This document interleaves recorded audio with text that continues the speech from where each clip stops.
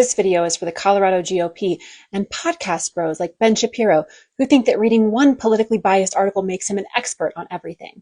In my last video, I talked about Ms. Marina, a fifth grade teacher here from Parker, Colorado, who along with her two sons was sent to a detention center in Texas, even though she had a valid work visa that covered her through the spring of 2029. Now I get it.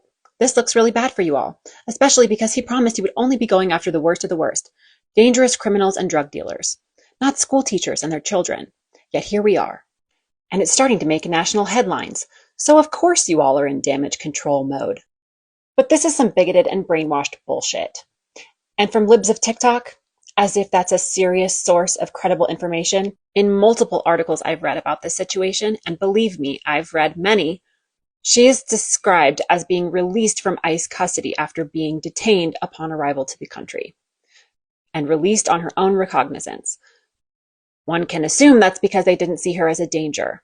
And now she has the legal documentation to be here and work. Now let's address Ben Shapiro.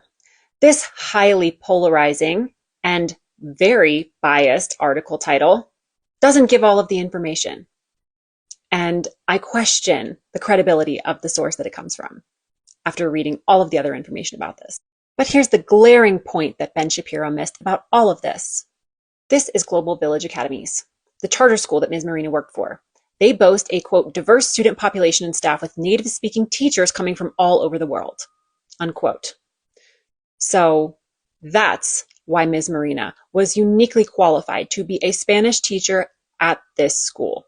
And that's why they employed her. And according to this reporting by Jenny Brunden from CPR News, a much more credible source of information, she had completed and passed all forms of background checks and credentialing and authorization necessary to be here and work. But the bad faith actors within the GOP aren't interested in telling the truth like that and showing you how to actually, quote, do your own research like they always say. They just want to make sure people stay angry and mad at the people they don't like, people of color. Because if any of this was about legal immigration, they'd be calling for Elon Musk and his brother to be deported since they claimed they came here illegally. And they'd be calling for Melania to be deported since she overstayed her visa.